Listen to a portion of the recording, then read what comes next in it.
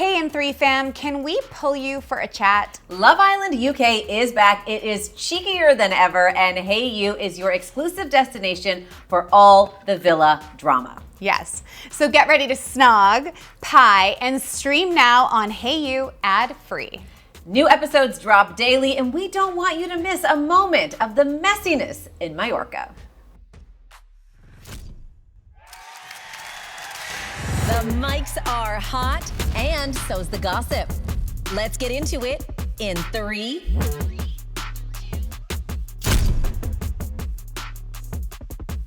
Welcome to In 3. I'm Danielle Graham. And I'm Callie, and you are?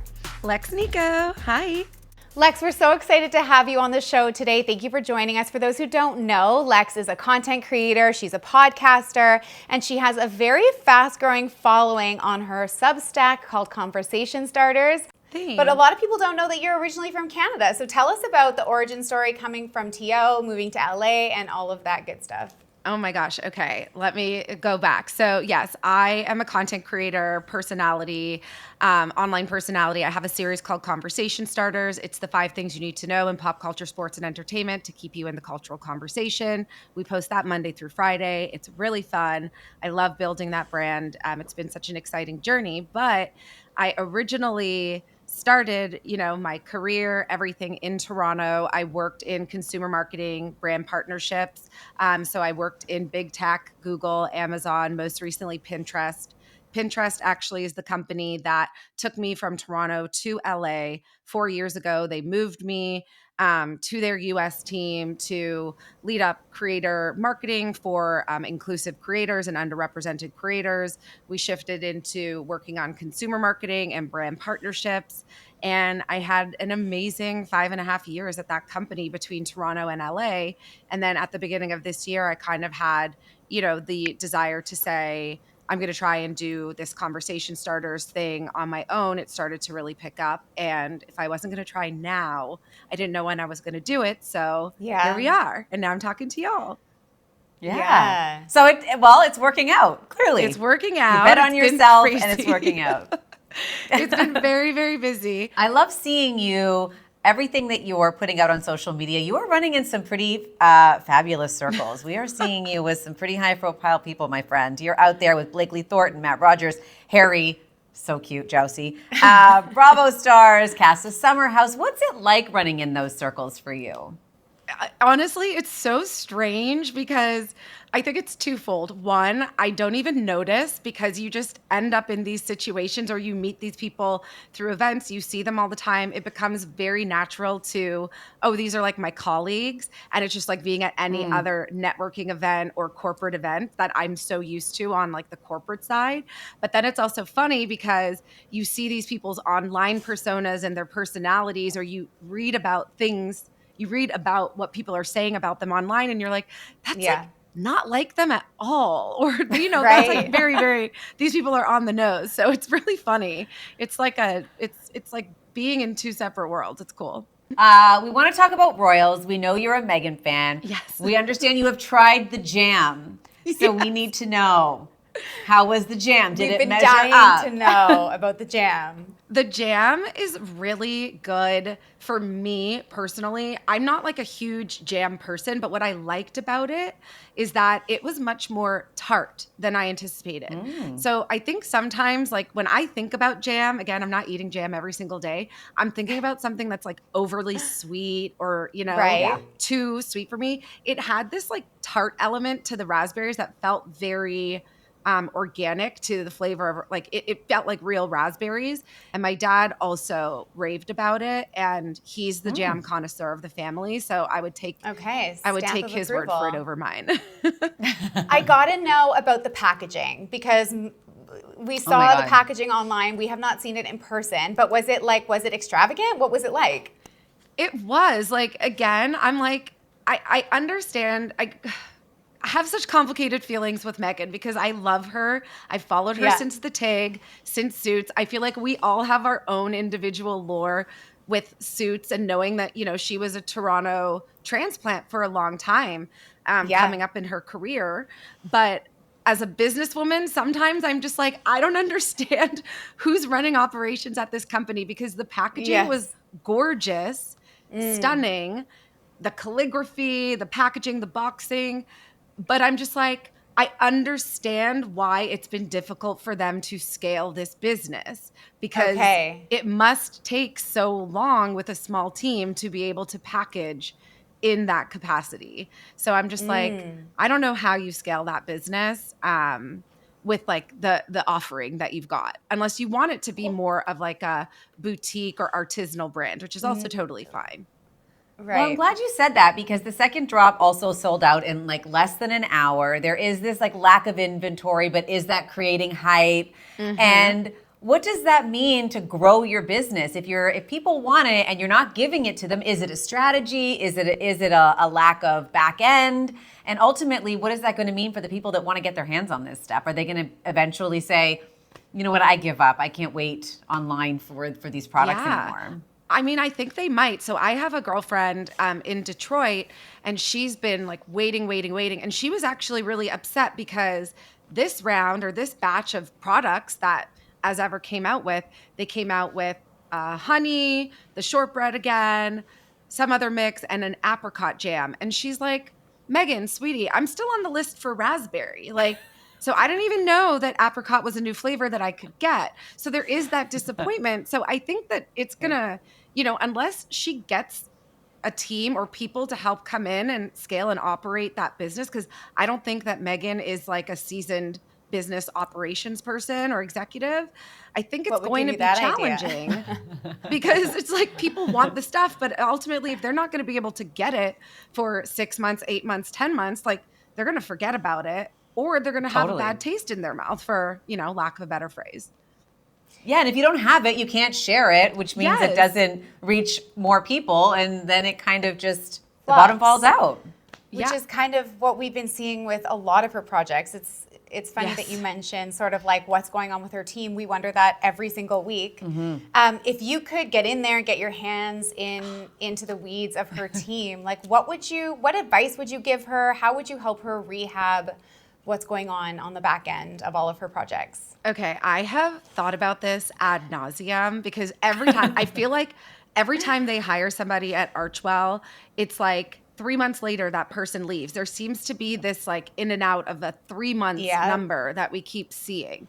So I've literally thought about this so much. I don't think that Meghan needs help in the marketing PR department, in the sense that she is so popular. She's so polarizing.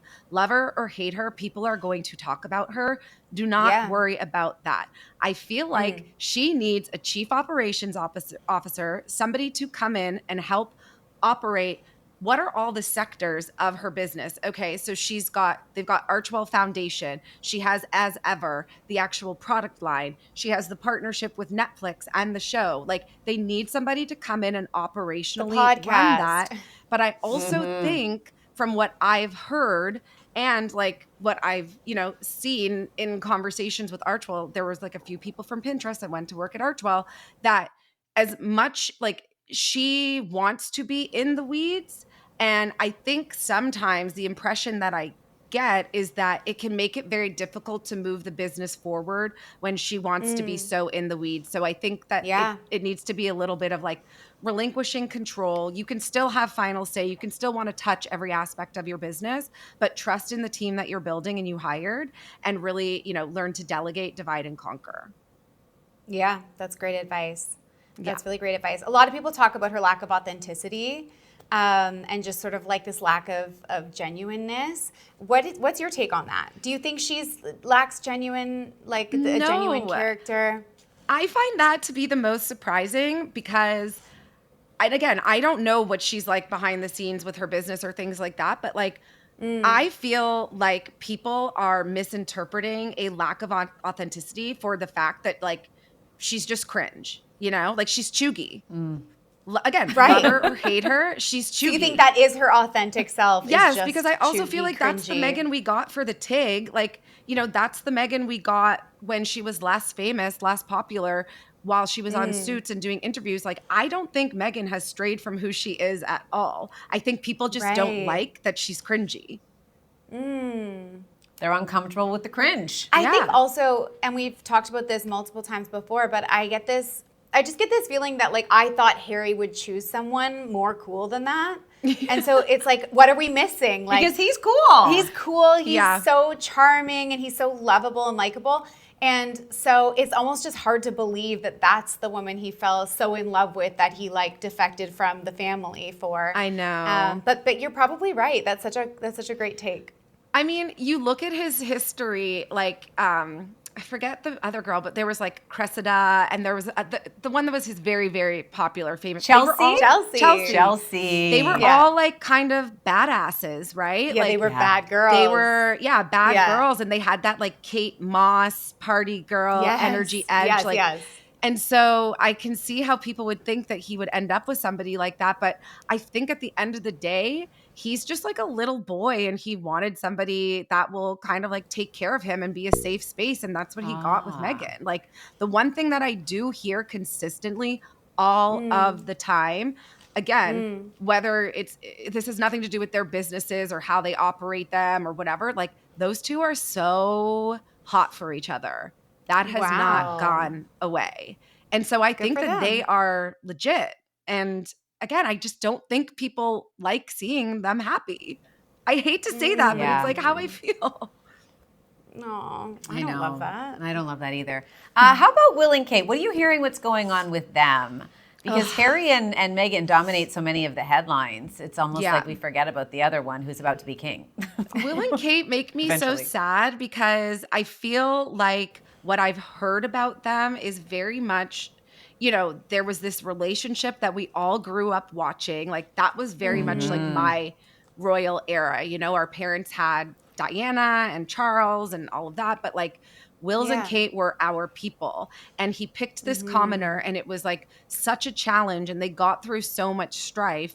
And now what I'm hearing is very much that he's got the pressures to be king. Now that his father is king, he's next in line.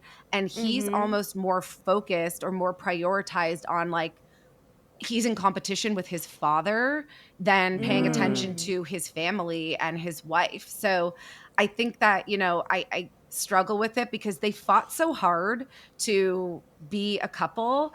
And I don't think they're as strong of a couple as we once saw or hoped them to be. I think they're in it for the long haul. Like, I think you don't make a choice like that without knowing that, that's your choice. You're going forward with it. But I think there's a bit of a strain right now on their relationship and it makes me sad. Yeah. Do you think that like, what do you make of the cheating rumors last year when she was battling with her health issues? Yeah. What do you make of all that? Do you think that's what came between them ultimately? Yeah. I mean, I don't have any sort of like confirmation that happened, but I personally believe it. I just think, okay, so there's a few reasons why I believe this. First of all, like Kate and Rose were best friends and then they were no longer friends. And then what I found really odd was when King Charles became king, he hired Rose Cholmondeley's husband. I forget his name, but he's his like man in waiting. So he actually moved Rose and her husband in to Kensington. So like they live under the roof of the royal bubble now. So I'm just like, in my brain, it kind of was like, oh, if this is like, the biggest secret, let's bring it all in-house and really protect that secret. So I do find it interesting. It's also a convenient way to have a mistress, just like right there. Move her right in. Yeah. It's almost like hiding in plain sight. Yes. Like what's the phrase? Like the world's best or like worst kept secret, is how I feel about it. Yeah. Wait, what do you two think about it? Oh, I think it happened. I always think if there's so much smoke, there's got to be fire. Agreed. Like there's just so many examples of that. Yeah. And I just think, like, for me, I always go back to Diana and just sort of, I feel like this story sounds similar to what Charles did to Diana. And it's like, I'm disappointed in Will's because I feel like Diana's boys, I just want more for them and I expect more from them just because like they're her boys and she was just the best. And so that's always what I come back to with it. I think the other thing that people really need to realize with the royals, and where I think like Meghan and Harry might have strayed in a positive sense, so to speak, is like these people they have no sense of normalcy. They have no sense of what it means. Like they woke up in the morning and somebody was there to like turn down the covers for them to get out of bed. Like there's this one clip when Charles became king and there's a pen, he's got to sign in. There's a pen right beside him on the table. And instead of just reaching for the pen himself, he's yelling at somebody that works for him to come and hand him the pen because they're not coming fast enough. So when you see things like that, you need to remember, like, these are not normal people with normal rules in how they move in society. You know what I mean? Like entitlement. They wouldn't even know how to move in Yes. society. Like it would be like a Martian being like, how do I open a door? Sorry? Yes, How do I do any of that? Yeah. Like obviously Harry spent a lot of his formative years, his teen years abroad. But how do you think that transition was for him when he left the royal family and was like back to, or for the first time living this normal life without security, without the staff, without all of that when they first came to LA? What do you think? How do you think that went? I mean, I think parts of it, I think there would be good and bad, right? Like, I think there are probably moments where he was just like, probably stressed, frustrated. You know, there are certain things that you're used to having done for you that you now have to figure out for yourself. But I could absolutely, especially with Meghan and this like beautiful world she loves to curate, I could see it being very romanticized. Like, oh my gosh, I got to ride bikes in Montecito with my family, or look at our lemon tree we're picking from. And, you know, and again, let's also be so real. Like, they also are not living a normal life. Right. So I think but there's more like a in romanticizing comparison of it. Yes. Oh yeah, that's fair. I could see her doing that. They'd have to move down a few more notches to get to like real life. Exactly. They're still really up here. And she romanticizes making like a fruit board. So Exactly. what doesn't she romanticize? In the shape of a literally? rainbow. Okay, we want to talk about Taylor Swift. Went dark for a while there, and now she's popping back up. She's got the Masters. We're seeing her stepping out with Travis and with Selena. We know everything she does is intentional and by design. It almost feels like she's building up for something. Okay, I am so I always love to like follow Taylor. I am such a fanatic going on like Threads or Twitter and looking at all of like the Swifties and how they're so diehard Easter egging every single day. Every time she breathes. But right now, I genuinely think that her and Travis are setting up for engagement. Like, I could see her saying, I just did this really big, amazing thing, but the time now is to support my man. I'm assuming this will likely be one of his final seasons in the NFL. She's so popular with the NFL and in WAG culture and everything like that. Like, I think she's having fun being the number 2. So I think she might, like, we might see her lean into that. But on the other side of the coin, she's been in the recording studio in New York. And I think we will get a new album, or we will get her debut album, Taylor's version, with, you know, vault records and things like that. I don't think, sadly, we're going to get Reputation Taylor's version now that she owns the Masters. But I think we could get the debut album. But I do think something new is in the works for her in maybe like once the football season starts. And I could be totally wrong, but I think she's going to give Travis his moment and really like, we heard him at Cannes Lions. He was talking about how everything they both do is very PR driven and calculated, or how they go to certain restaurants or talk about certain brands. There's intention. He's learning to play the game from her. And like, I could see them really wanting to build this brand and like as a partnership together. And so she needs to give him some time to shine in that too. So maybe that's right. The top of the football season, let him do his thing, maybe in and around, you know, her birthday, maybe something else. Maybe we get something. Do you have a prediction on what will go down for the engagement? And will it be this summer? I think it's going to be this summer. Okay. I This don't summer, know why. like the next few months? Yes, they've been together for 2 years. What more time do they need? She's going to have baby news before they get engaged. I don't know why. Callie said that too. Yeah. Stamped it. Yeah. I love that.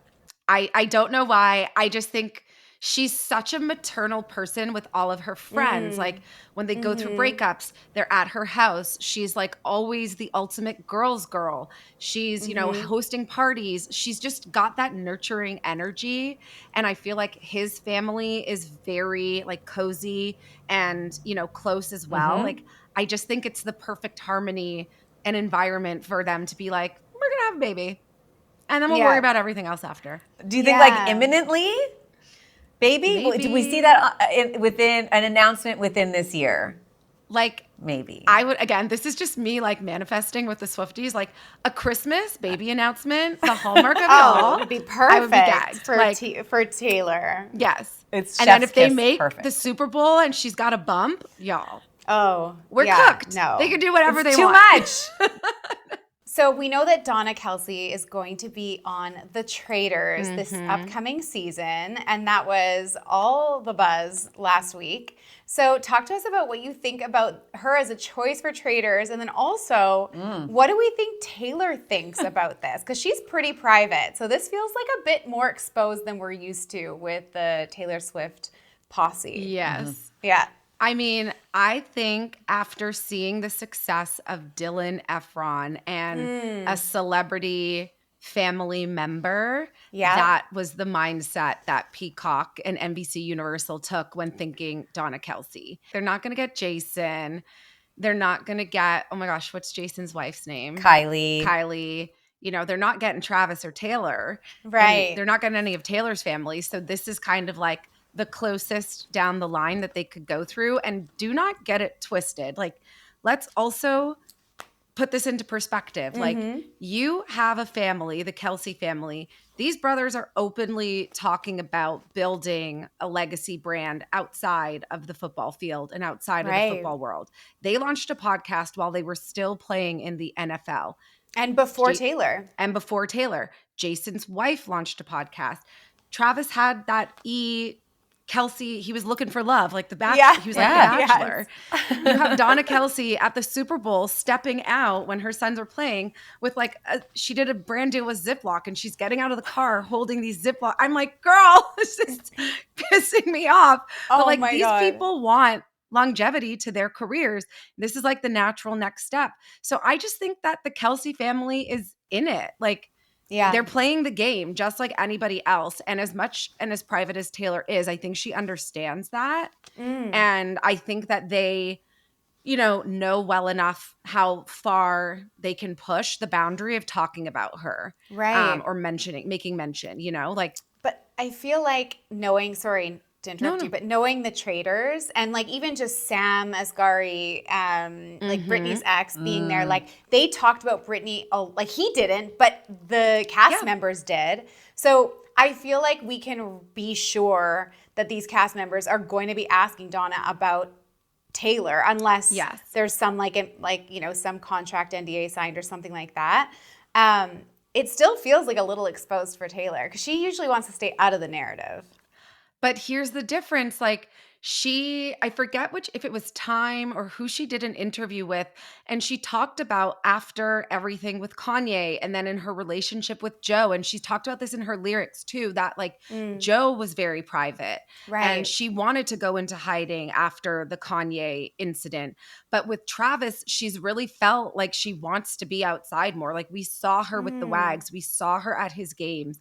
We see them out for dinner. Like she has wanted to come out of hiding and he's brought out that side of her. So I do think that Taylor gave the seal of approval in moving forward and doing this. Right. Taylor and Tree, Tree Payne is the puppet master. Yeah, she sure is. I can't wait to watch it. Okay, we want to talk about Hailey Bieber. Lots going on there. Start of the year was that 7-part TikTok series. I know. People claimed that she stalked Justin. This was all by design. She puppeteered this thing and got herself the man. Now she's sold her business for $1 billion. Do you think that narrative is dead now that Hailey, what would they, coerced Justin into a relationship? Do you think that's over? She tricked him? Yeah. I don't think that is ever going to go away for Hailey. I just think there's the Jelena fans that, still feel like Justin is in love with Selena, even though romantically everybody has moved on. Like, Yes. I just feel like it doesn't matter how successful independently Hailey is on her own, that sort of narrative or conversation is not really going to ever go away. And I think she's just made her peace with it. $1 billion really helps you make your peace with it. Yeah, it would help. Yeah. It really would. It would help. Yes. So speaking of Selena, we've seen the two of them sort of try to like publicly mend fences, right? We've seen them pose together and they've publicly been supporting each other's posts, especially around their personal brands. But now there's rumors, or maybe it's been proven, that they unfollowed each other recently on social media. Yeah. What is going on there? It's messy for the two of them. I saw that rumor too. And I remember they followed each other because it was a big deal. Yeah, it when was. they did follow each other on Instagram. But the unfollowing seems, I don't know what might have triggered or caused it.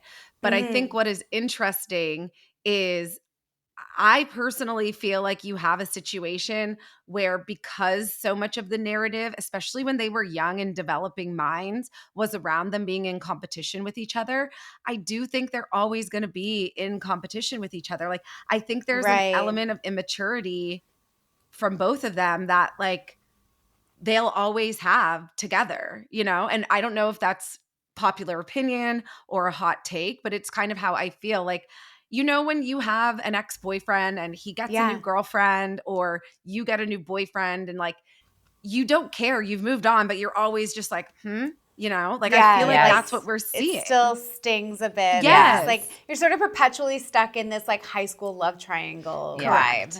Yeah. But I kind of really was so proud of them for moving on from that and from sort of maturing and just being girls. I hate to see this coming back. You always want to quote unquote win the breakup, but I feel like it ping pongs between them over who is actually winning the breakup, because they're still paying attention to it so intensely, because how could they not? But I feel like I always am hopeful and optimistic that there will be a point in time when these two do come together and like celebrate each other's successes. Like, how crazy would it be for a Rhode Rare Beauty collaboration? I don't think the world could handle that. No. But I don't think that's ever going to happen. But we can be great optimistic. idea. But I do think, there are these rumors circulating, and I don't agree with them. But again, I have brain damage and I just love Justin and Hailey. He's a Canadian kid. I want to support him, but there's all the breakup rumors. She wasn't wearing her ring last week or this weekend, that people are kind of like, oh, are they breaking up?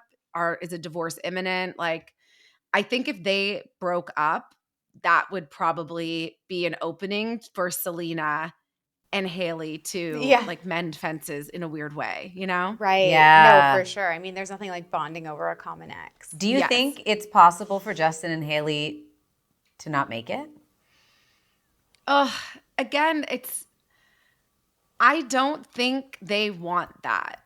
Like, I think they are very much people of faith, and they always come back to faith, and they come back to the notion of like working through things with God and through faith and religion. So I don't think either of them want that, but I think, there is speculation or rumors about Justin's mental health. And if that gets to a point where he's not seeking help, or if those rumors are actually true, I think it would be very difficult to sustain a relationship if somebody is not, 100% mentally well. But I don't know. I hope that's like all rumors, like I hope that is all speculation and he's just screwing with us all.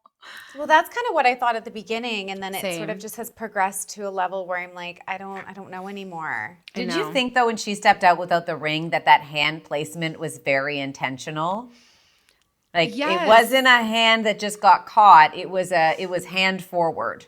All of those images. I just, from knowing what I know, and also from like, again, we talked at the top of the conversation about like seeing how celebrities and these reality stars and people move in their real lives. Like, I just think so much more is always more intentional than people are aware of. Yeah. And even, it could be like her not wearing her ring so that people are speculating in time for her new glazing lip mist to launch. You know what I mean? Like, and she could come back and be like, oh my God, I didn't wear my ring one time and blah, blah, blah, blah. But she took that ring off to get people talking. You know what I mean? Like, it could mean nothing, but like a publicity stunt, basically. yes. There's no accidents. Or it could be a power move in her relationship, being like, put him on notice. You are on notice. You better get your shit together. Watch what happens when I step out without a ring. And now you know. And now you know. So get your, I like that. shit in order. I like that one better. Let's go with that one. Okay, let's go with that one. Justin's on notice. I love Exactly. He better be. Okay, we've got some rapid fire questions for you. Okay. Yes. All right. We're kind of going all over the place here, but I know that you can handle it. And all of these questions are things we were dying to know your opinion on. Yeah. So Okay. there you Oh my have gosh. it. Okay. I'm so So excited. let's talk about Paige DeSorbo. Where do you see her in 5 years? She has the pick of the litter of anywhere she wants to go in her career. What do you think she does with that? For Paige, I see an Ariana Madix trajectory. Like, she gets a hosting gig of a massive show, but it just propels her into this category of celebrity. Or, she ultimately gets her own talk show in some capacity. I just think the world is her oyster right now, but she very much loves, being an on-camera, on-air personality. And she's so strong at it that's what I see for her. And then building an empire, a fashion empire around it. What about Kelly Clarkson's show? What about Paige DeSorbo taking over for Kelly Clarkson? Oh, Yeah. You nailed it. Well, Lex just gave me that. Now we've just come up with this. Yes. Like, Someone better let her know. some type of, Ellen, Kelly Clarkson, Jennifer Hudson talk show. Like, I think for Gen Z, Paige has that factor. opportunity and that spark to be that person. So do you think she's done with Bravo, or do you see them creating some kind of spinoff for her and Hannah, or what do you think is going to happen there?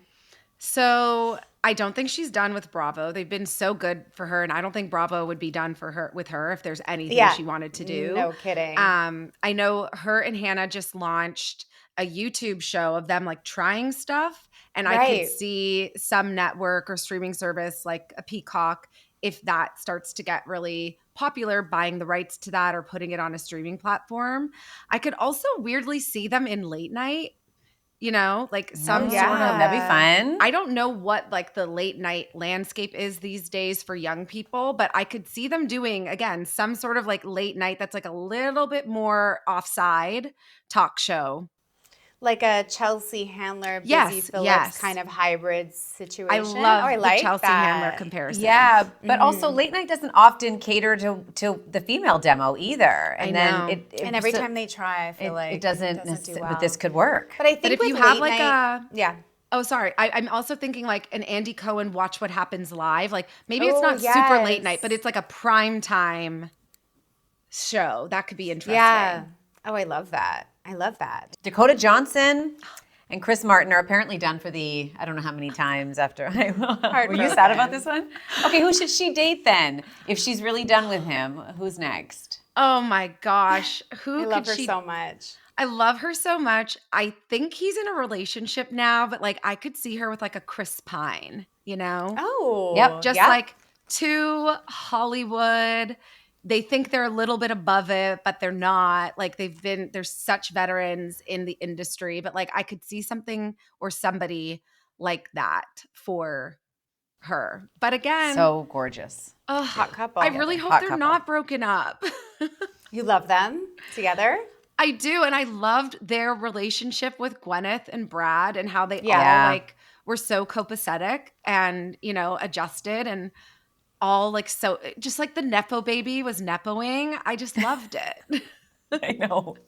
Totally. Uh-huh. Okay. Do you see Brooklyn Beckham making amends with his parents? And how do you think that gets brokered? Oh my God.